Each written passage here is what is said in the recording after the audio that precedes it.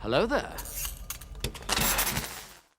I know this episode will probably come out a little while after, but if you're a Philadelphia Eagles fan, I'd just like you to hold that L, baby. Hold it temporarily. I know we're 7-7, and you guys are still 10-4, and yeah, you guys are probably Super Bowl contenders, but still, just hold that L temporarily for me. What's going on, guys? My name is Elie Moses, a 23-year-old law and film student here in Sydney, Australia, shooting his shot, baby, and we are watching Better Call Saul for the first time. This series is absolutely amazing. We are up to episode 3 of season 6 today, titled Rock and Hard Place. And I love how this season's titles so far have adopted sort of like the A and B title regime, or like the title pattern with a word and then and something. So this one's titled Rock and Hard Place, and then the previous episode we had Carrot and Stick and Wine and Roses. So yeah, we're gonna get into the reaction. The energy is real, as you can see. It always is with these reactions, because you guys are absolutely amazing. Let's get into it. Let's have some fun. Let's smash it. Let's go.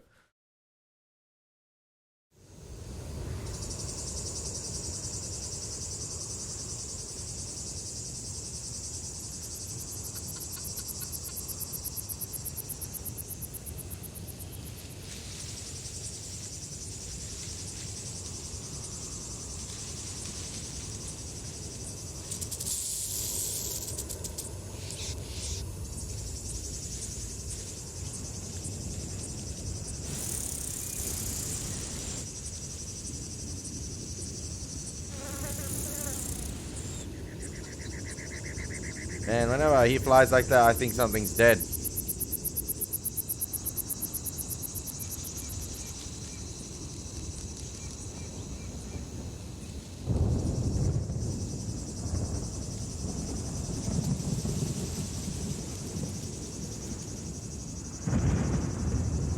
Love the sound design so far. Oh man, with the thunderstorm. Oh.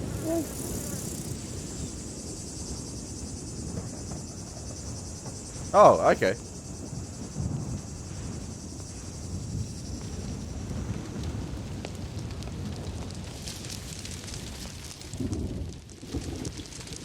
This has been a one-take scene so far, and I'm in love.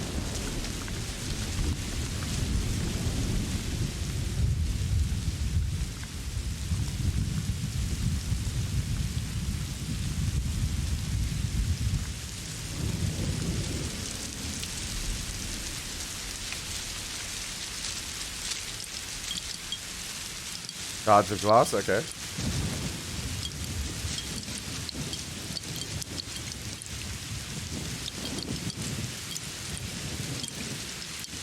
I mean, I could sit here all day and listen to that because that's so therapeutic. Alright, we have someone smoking and some scales. Okay, the scales in the title.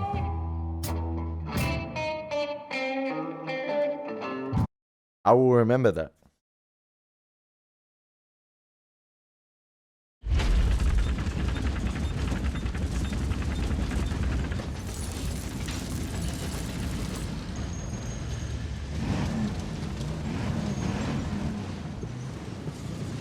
Oh, he did do a GTA. He did drive his car with a flat tire. Let's go, Nacho.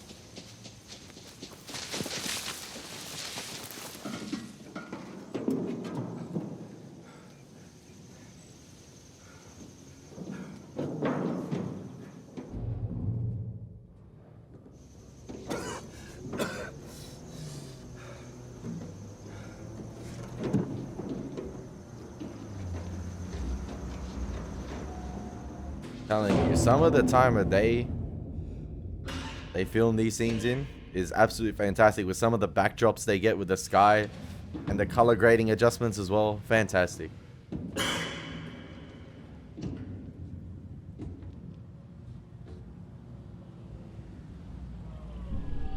Is he in a crashed tanker? Jurassic Park 3 style. That kid that survived like 6 weeks on it. I don't know if it was 6 weeks, but yeah, he survived on the island.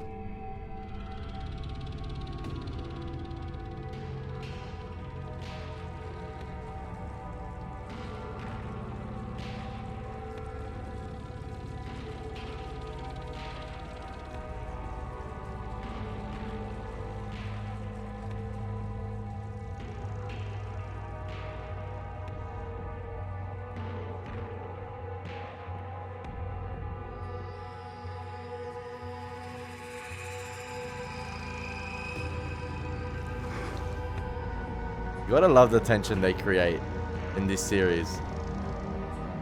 With characters, especially who we know survived through this show. But Nacho, I have no idea about. Besides the quote from Saul in Breaking Bad, which gives me an indication he might live.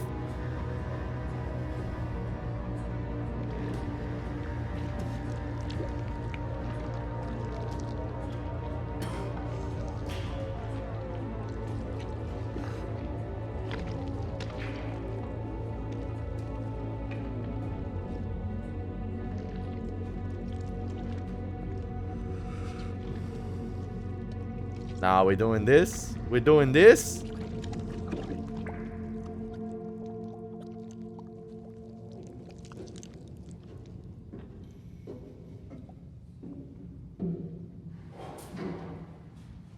Man, Nacho went to the Mission Impossible School of Breath Control. Damn!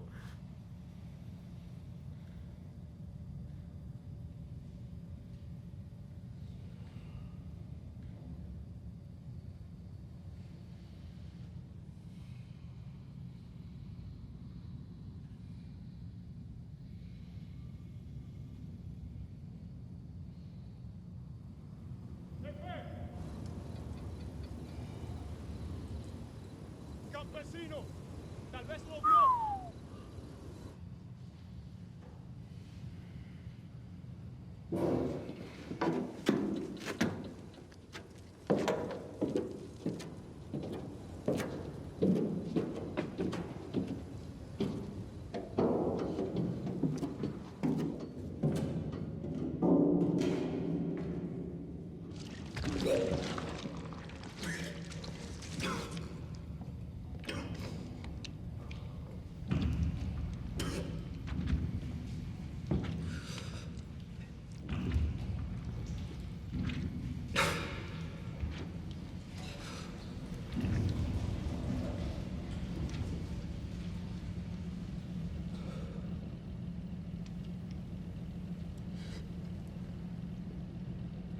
I was about to say, if that twin waited and Nacho went through all that effort just to buckle and to have some other face peek through that hole.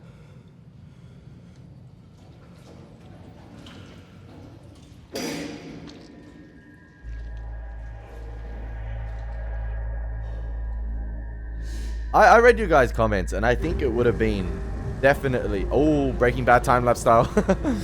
Except we're not looking at the sky this time. We're looking at the tanker.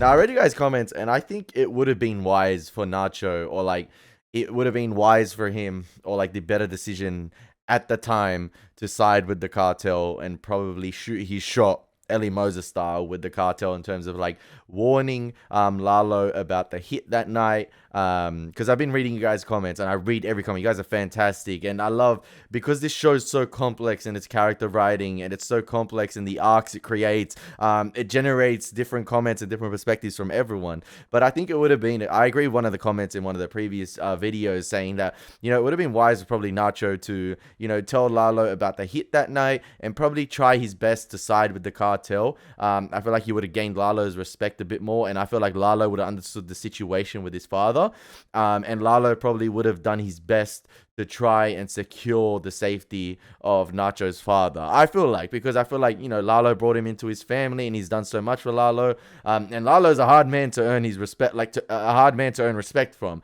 and I just feel like Lalo's animosity for Gus would have also helped Nacho's case, but obviously, yeah, like, the thing that was probably weighing Nacho down is his father and how close Gus was able to get to his father and the threats to his father. And I just wish he would have realized that, you know, Gus was just basically using him as a pawn. Like, it was nothing, man. Like, Gus never, I feel like, intended for him to make it out of that alive. He was just going to use him and basically, what was I going to say? Dry the towel completely dry. He had a wet towel and he was going to squeeze it till that motherfucker was dry. It wasn't dripping anymore. He was going to squeeze as much as he can out of Nacho and then, yeah, probably have him killed in a shootout. He's expendable.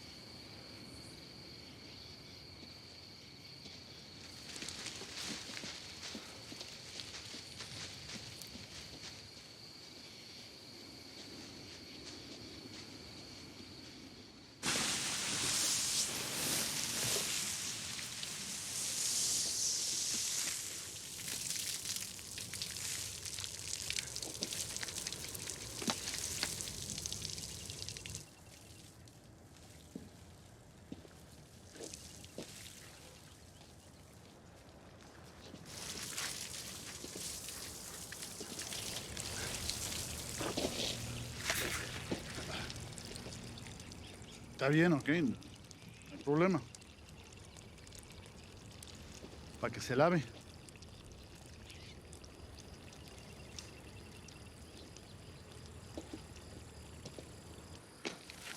You know, I realized the other day as well. I saw it on Twitter. Michael Mando, I didn't clock this for a while. He plays Scorpion. Oh, he's meant to play Scorpion in the MCU Spider-Man with Tom Holland. And after seeing this show, give the man that opportunity. Come on, man.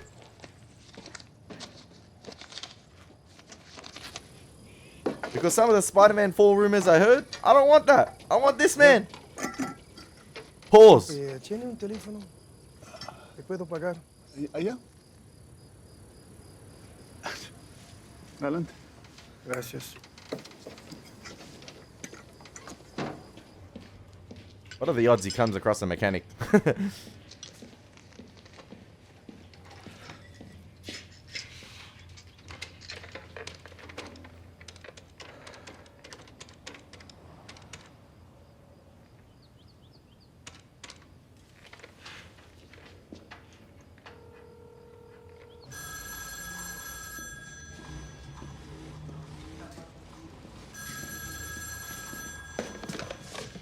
A2C final upholstery. Hello? His father's okay. Ed, it's me. Nacho? Sí, papá. Hola. Hola, hijo. ¿Cómo estás? Muy bien, muy bien.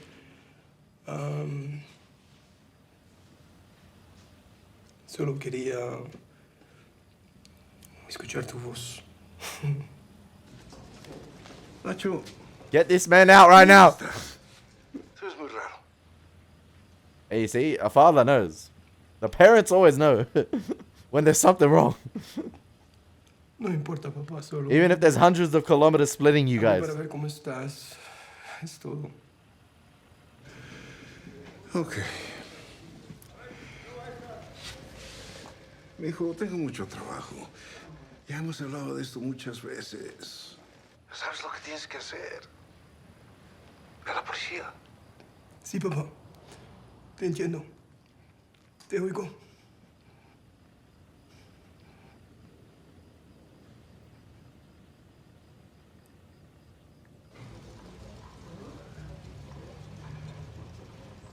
¿Qué más queda de decir? I love you. I love you. Oh. Adiós, papá.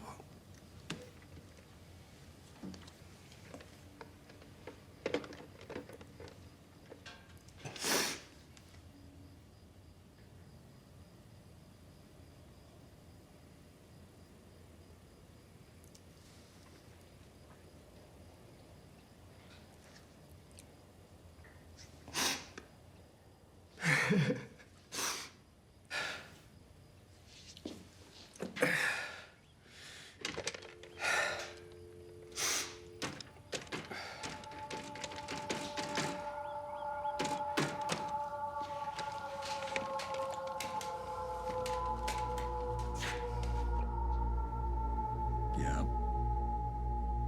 It's me. Yeah. Oh.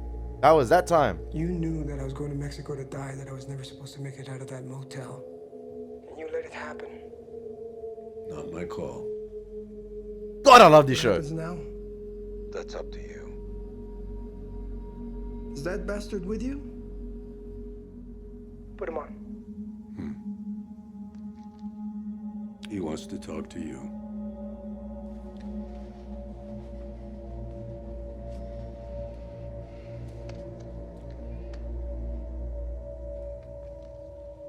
Yes.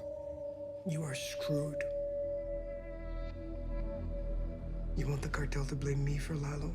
But if they catch me, make me talk. That is not good for you, is it? Even if I disappear, everyone's gonna smell your stink all over it. The only way that this works for you is with me dead.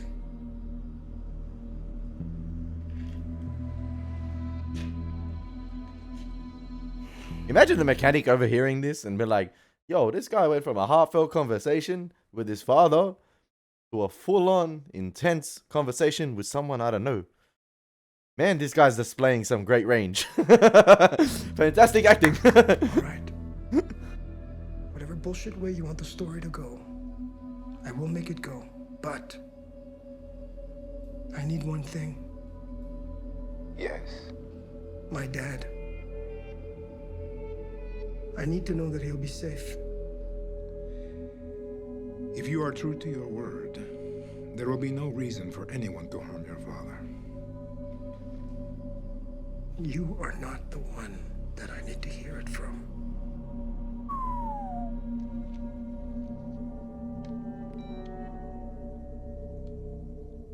Your dad's gonna be okay. How do you know? Because anyone who goes after him is gonna have to come through me. Damn. Give me a cartel-centric episode, baby.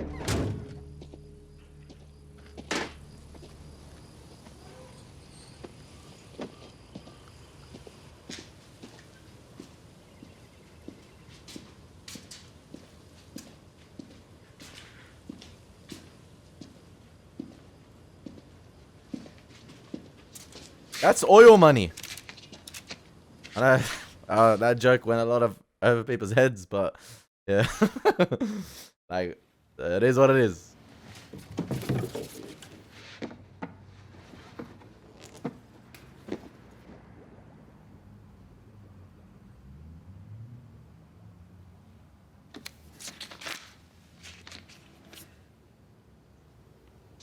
Hey, there's a carrot in there on the post-it note. Namaste. Zip. All set? What's up? Well, I'm just thinking about the timeline. Let me. Everything has to go off by the 18th. That's the target date, right? Uh-huh. Before that, just for the driving work, we're saying we want the right year and model, mint condition, no less, and then get it painted. Plus, we want to get the custom plates. Not enough time. That's what I'm wondering. Okay. Here you go. What if we use the real car? I mean, like his real car. His car. That's a bit direct. I think the word you're looking for is audacious. That too. I don't want to see these two at But the it's a moment. real I don't risk care. Because we're exposed when we take it, and then what? Just put it back, pretend some kids took it for a joyride. I mean, there's a dozen ways we tip our hand.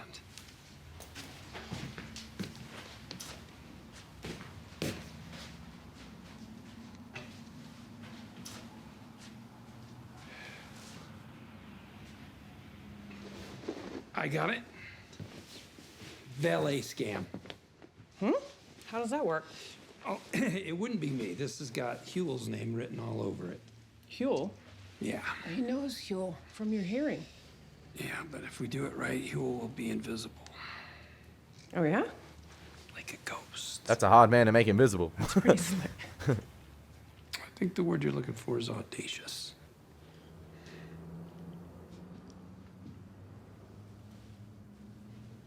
We just got dressed. We're not gonna have a sex session. Okay, fair enough.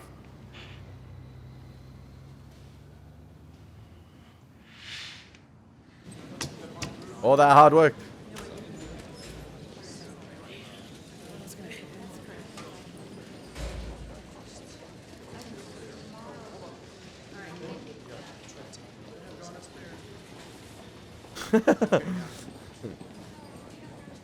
Oh, hey, Suzanne.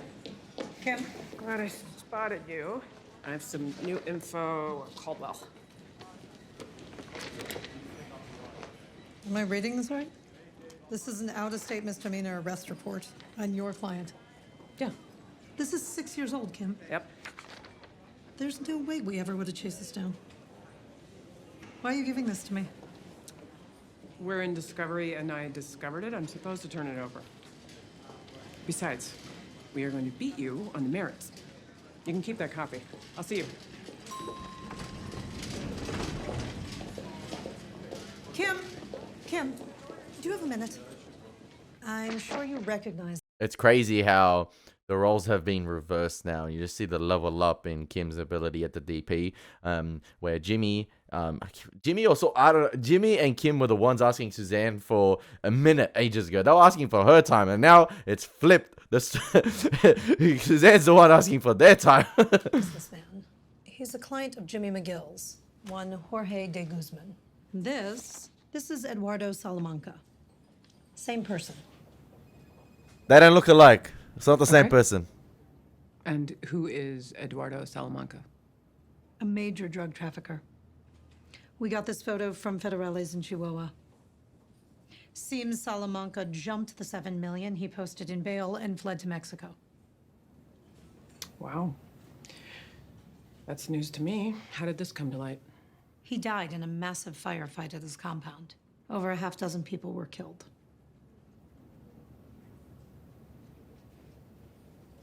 That's news to me. That's terrible. But where are you going with this? Bear with me.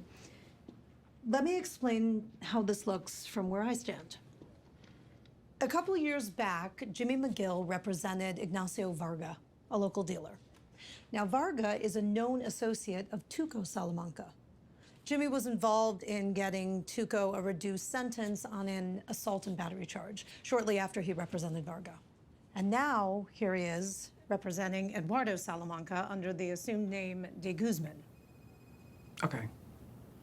What are you getting at? Are you building some kind of case against Jimmy? No. No one is, at the moment. At the At the moment. moment. At the moment. Gina Khalil thinks Jimmy knew who de Guzman was. That Jimmy helped Salamanca even after he knew. I'd like to believe he didn't. I don't think Jimmy ever intended to become a cartel lawyer. It's not a suit that fits him. I think maybe he got in over his head and couldn't get out. And if that's true, if Salamanca duped him, then the lawyer-client privilege was obtained in bad faith. You want Jimmy to rat on a client? Even if Salamanca's dead, his privilege survives. You know that. If the privilege was clean. But if he wasn't in on the de Guzman deception, Jimmy could talk to me. And tell Yo. you what, you just said Salamanca is dead. His accomplices aren't. Salamanca was in deep, and I want to know what his people are doing here in Albuquerque. And Jimmy could help. Who let Suzanne cook? Damn! I'll make sure anything he tells me won't blow back. This pot. And if it turns out that Jimmy's made mistakes, we won't hold him accountable. Damn, this pot is hotter than the one that started Lalo's house fire. To hear what I have to say. Look, we had a monster in custody. That is true. We just let him walk right out of jail. We failed. The whole system just failed. Who's we? This guy killed a 22-year-old kid. Dead in cold blood. It's wrong. You know it's wrong. And I think Jimmy does too. Keep cooking. Saul. I'm sorry? He practices now under the name Saul Goodman. Although I distinctly remember you referring to him as a scumbag. This scene. All right, I'll let the scene finish. One I second. admit I have had my problems with Saul. That's true.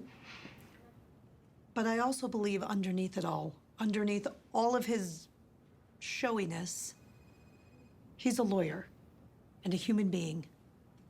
And I think he knows what's right. Okay, that was I love that scene right there because I was talking, I think last episode, I was saying there are scenes in this show where characters will literally hit the nail on the head in terms of like what Jimmy and Kim are up to, but they'll never deliberately accuse them, but they'll be on track or on par with their schemes or their antics. And Susan was literally cooking right there. She was on fire in terms of putting all the pieces of the puzzle together, connecting all the dots, and yeah, she's on a quest for justice. Now, I think if this was earlier Kim, like infatuated with Jimmy, Kim, and pre-married Kim, she'd be the one to be like Suzanne, in my opinion, connect all these dots and literally hunt this down. Especially if this was a pro bono client, she'd be the superhero of Albuquerque, chasing these cartel individuals down. But because she's involved with Jimmy and she's deeply in love with him, I feel like we're seeing a different side of Kim this season. I feel like Kim is going to replace not replace Jimmy, but she's gonna turn him up a notch. She's gonna be the one that turns him up a notch. You know, behind every magnificent king is a really strong queen, and she a strong queen. I'm gonna say that. But I love the beginning of the episode as well. I'm still trying. I've been thinking about the beginning the entire time because we know in this show there's always significance with some of their openings or some of the beginnings, some of the shots they have. You know, we've seen it with the ice cream, we've seen it with the gnome.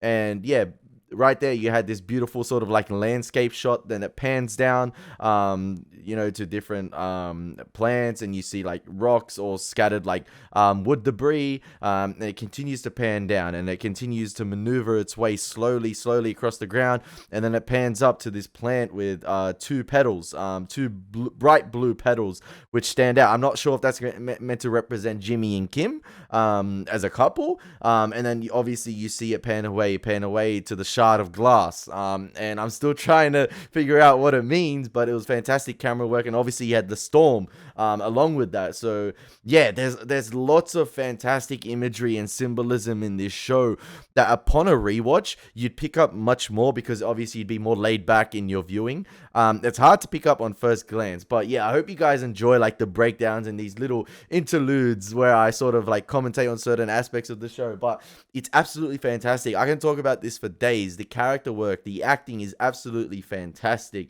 It's sensational, man. It's insane. I learned so much from this show. It's not even funny.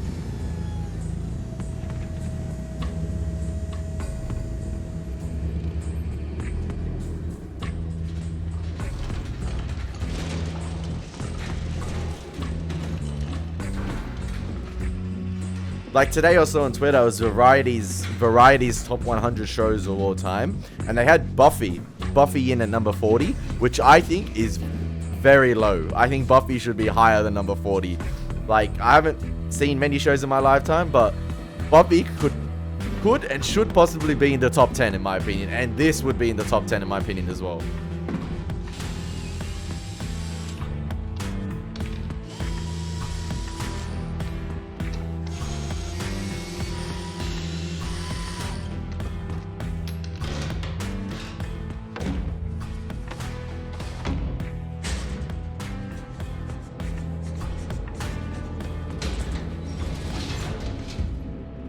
No freaking way they got him.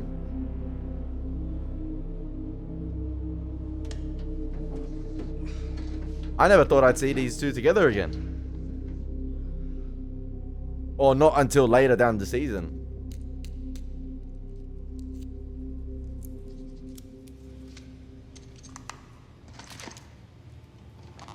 This feels like a last meal before the death sentence.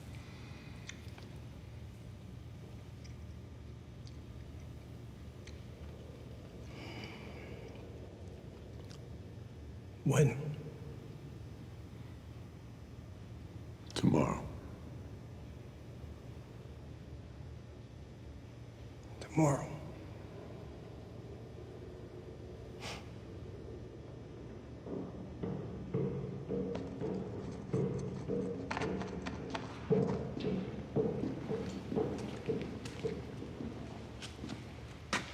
Boss says he looks too pretty.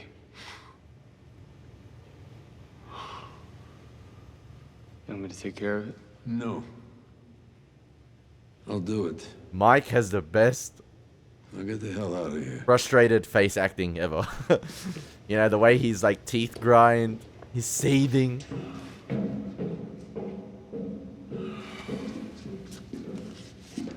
Gotta make it look real, right? Let's get it over with.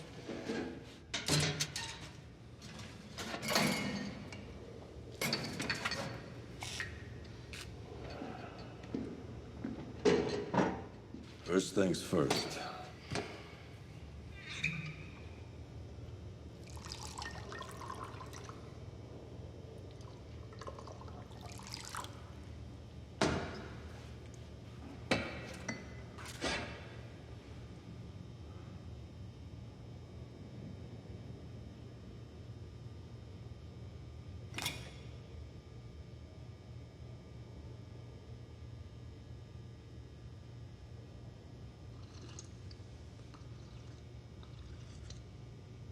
The alcohol for the pain a little bit. Possibly. I don't know if it helps, but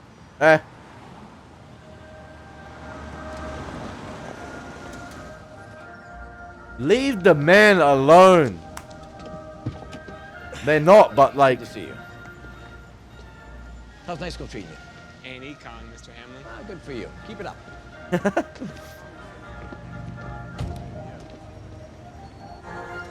Not the valet trick. Not the valet trick.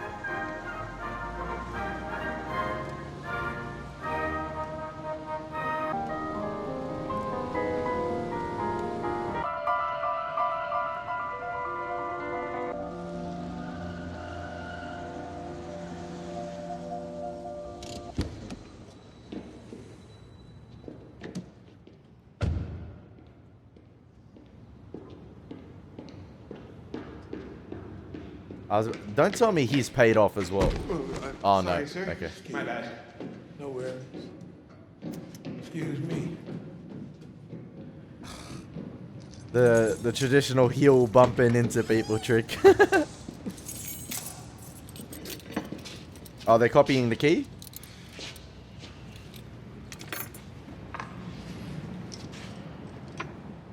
Better get a move on. The kid looks quick.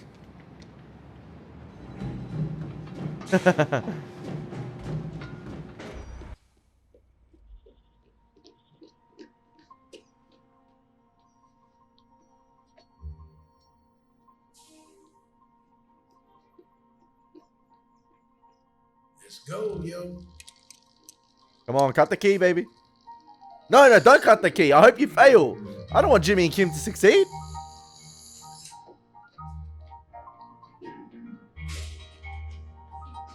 Probably about 45 seconds. I'm just saying. Heard you the first time.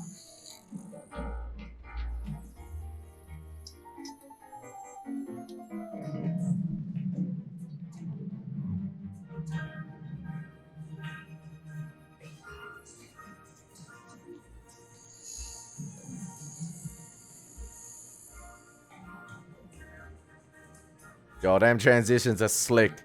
Yeah, damn transitions are slick.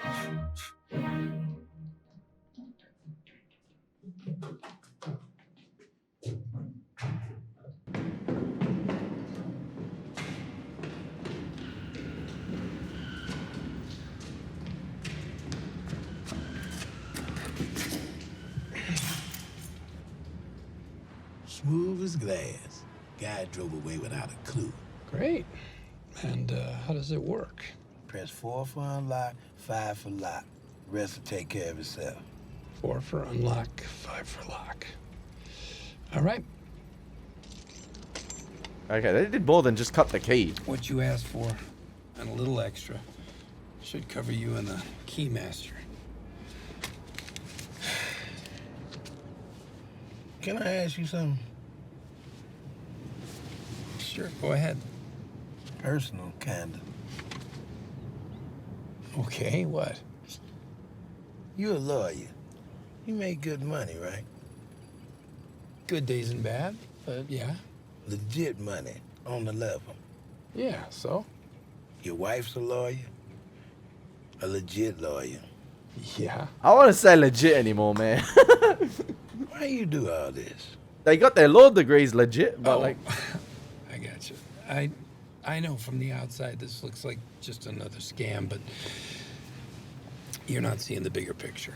A couple months from now, there are people whose lives are going to be way better because of this. Or way worse. We're making a real difference. Trust me. Keep lying to yourself. We're doing the Lord's work here. Why do we have to drag the Lord into this? If you say so. Be seeing you.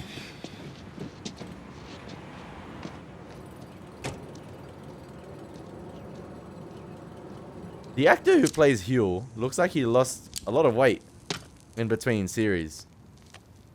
I mean, it works perfectly for Breaking Bad. He might have just like put it on for the for the series. He just sits there all day doing nothing. But like kudos to the actor. He actually lost weight. Like, Hey, buckle your safety belts, boys and girls, because Huel came through.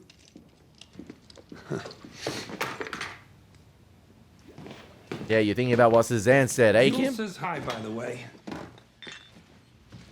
Glad to hear it.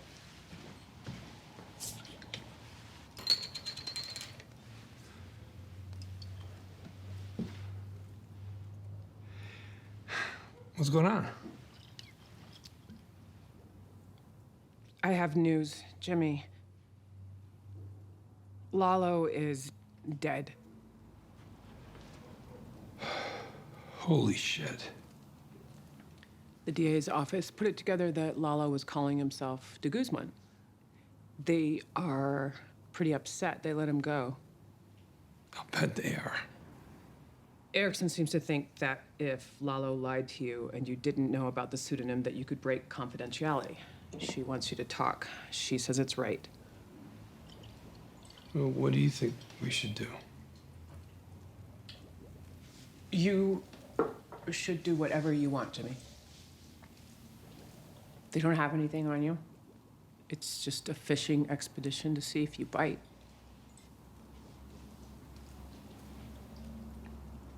You think I should do it? It depends. On what? Well, I guess it's basically, do you want to be a friend of the cartel, or do you want to be a rat?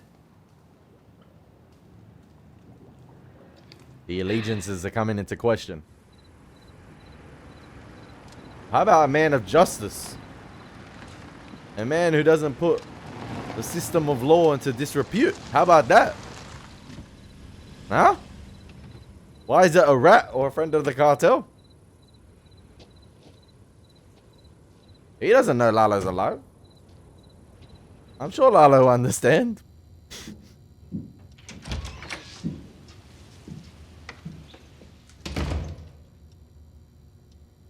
The way they cover this man in shadows, always fantastic.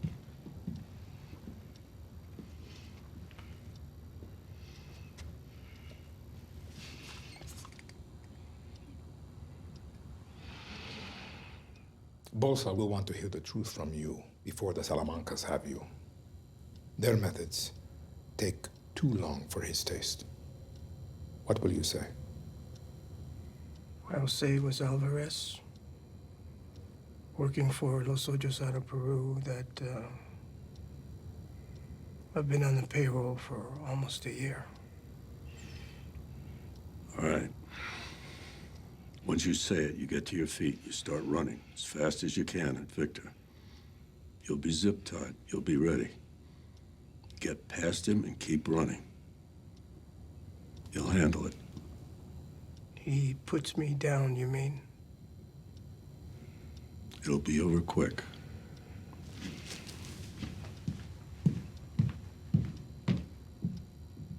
They're gonna... Are they fake his death? Or they're actually gonna kill him? Nah, man. Can't leave me hanging like this. You have something more to say? I want to be there. The Salamancas know you. They know your face. I'm not going to be close enough for them to eyeball me. I should be there for insurance. Sniper. There are a lot of ways this can go south.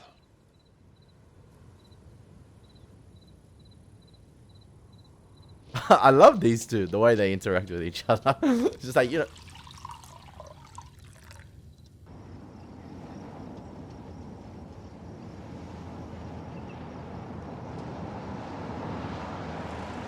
This has been a banger of an episode.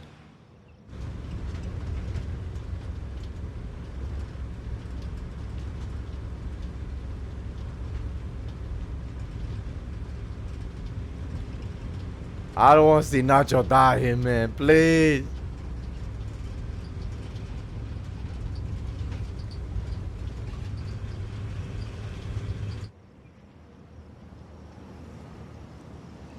Send him. Don't send him to Belize, please. Not Belize. I don't know. Send him to a country with no extradition or something. They did it in Fast and Furious. Allow it.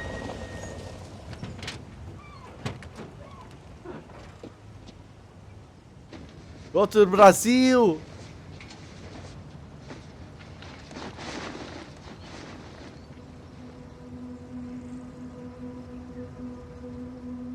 No, nod. Oh, he nodded. No.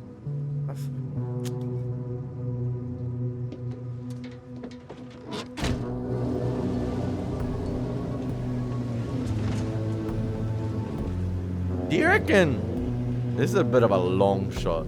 Do you reckon Mike sees a little bit of his son in Nacho and that he failed to protect him? Like he just got caught in the wrong crowd? Like obviously he was involved before, but as a man who wanted to sort of get out, he just got caught in the wrong crowd and probably made the wrong choices. Like a little... Oh, okay. What's in his hand? What's in his hand?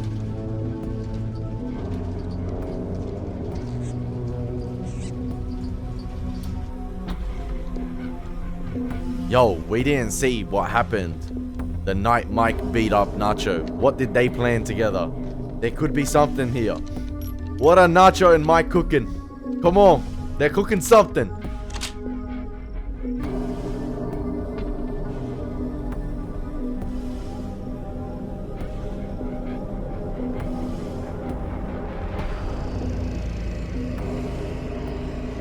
Yo, how do you tell...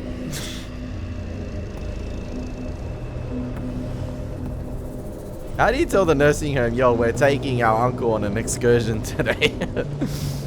Yo, Bolsa got the G-Wagon as well. He riding in style. Oh. This is the same place where, Mike's car started beeping and Gus was watching over him when he was going to take out Hector.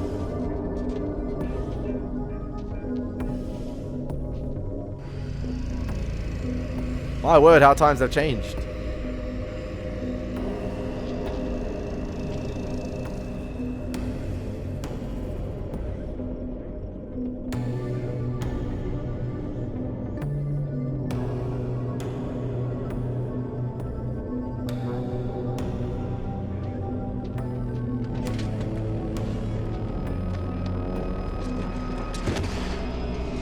Is that a blood pack he had in his hand, possibly?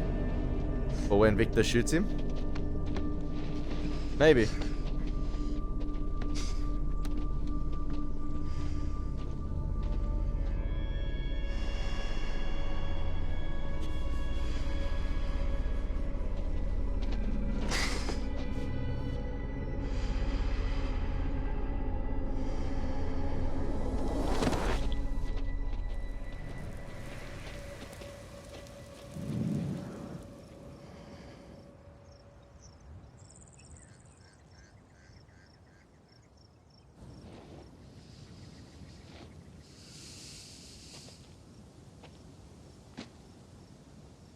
How is there only 6 minutes left?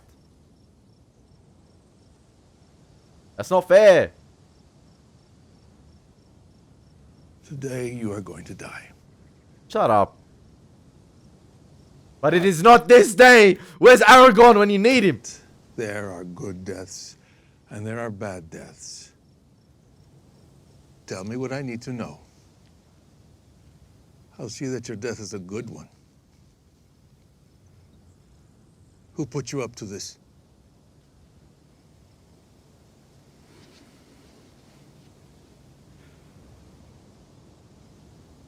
Yo, Gus knew something was up right there. One last chance. Who?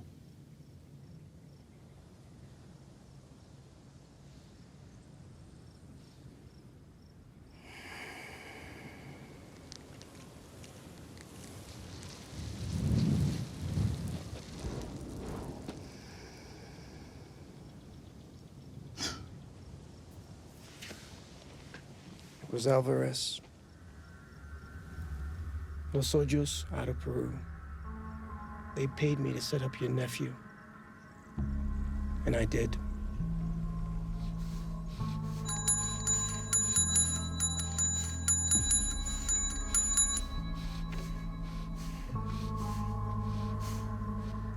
He set up your nephew.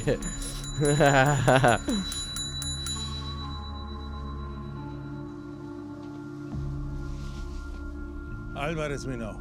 Los Odios we know. Was anyone else involved? Him? You think the chicken man? Good acting, good acting. What a joke. Alvarez has been paying me for years. Years, but you know what? I would have done it for free because I hate every last one of you psycho sacks of shit. I opened Lalo's gate, and I would do it again, and I'm glad what they did to him. He's a soulless pig, and I wish I killed him with my own hands. And you know what else, Hector? I put you in that chair. Woo! Oh yeah, your heart meds. I switched them for sugar pills. Cook! You were dead and buried, and I have to watch this asshole bring you back. So when you are sitting in your shitty nursing home and you're sucking down on your jello night after night for the rest of your life, you think of me. You twisted fuck. Hey, if Nacho's going out, he's going out with the biggest bank. Woo! Maybe Bolster's going out. That's the shot of glass at the beginning of the episode. Maybe, but it was reminiscent of that.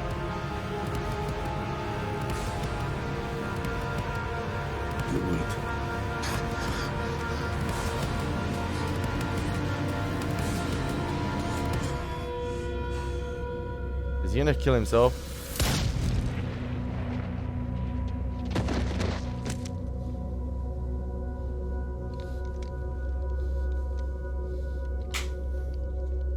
Fuck, man!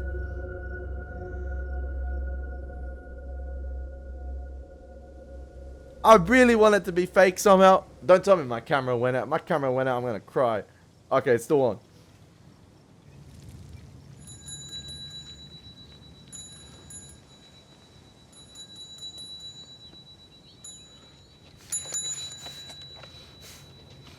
Then why does Saul and Breaking Bad say did Nacho send you?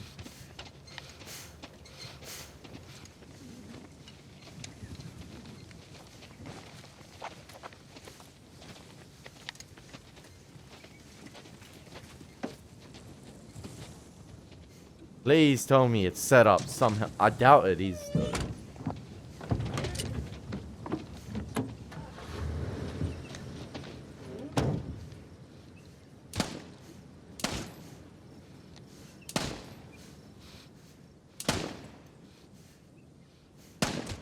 This makes me hate Hector even more. That he's just shooting at his dead body right there. That they're just using his body for sport.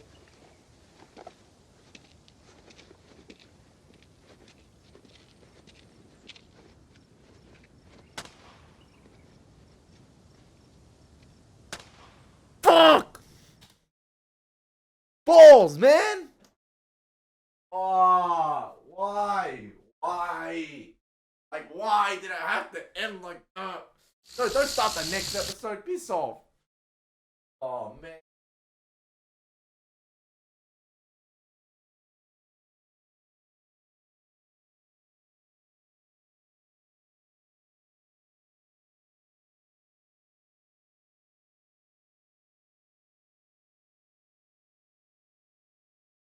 Best character in the show. Don't at me. Don't at me. Man, I didn't want Nacho to go out like... I guess he took the easy way out, but I thought... You know what? I feel like he accepted the terms, but he wanted to be the one to take his own life. Not Victor, not Bolsa, not any of the Salamancas. He wanted to do it himself. At least his father's protected now.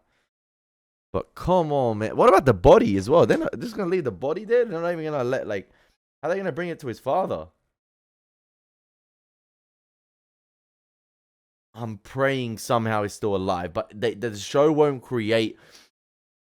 Like, the show won't create an outing like that. A character death like that. Without it being real. That was too epic. That was too badass. Like... And yet again... The show right there replicated what it did so well in Breaking Bad, especially in the scenes in Breaking Bad involving the cartel when you had a group of characters in the desert with one another.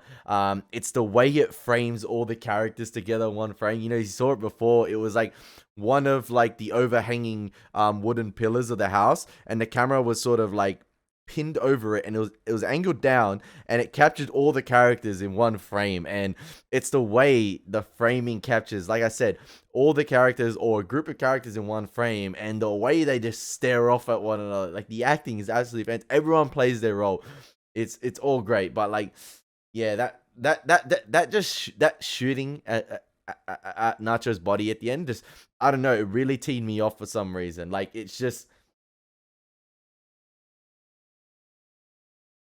I get why Hector would want to do it, but because, yeah, obviously everything was laid out on the table in terms of like him poisoning him and him putting him there. But it's going to be interesting to see where Lalo factors into that now, because Gus, obviously, him and his crew know Lalo's alive.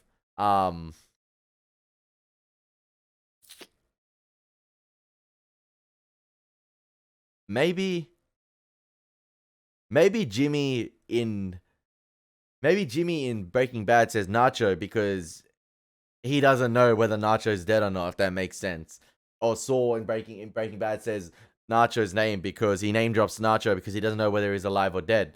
But he would have to know that Lalo's alive, right? Because in this episode he's told that he's dead, obviously. And he knows that was going to go down.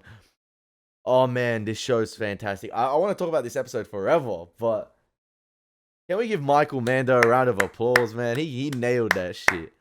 He nailed that, man. I just wish there was a way to keep him alive, but it's a sad way to go out.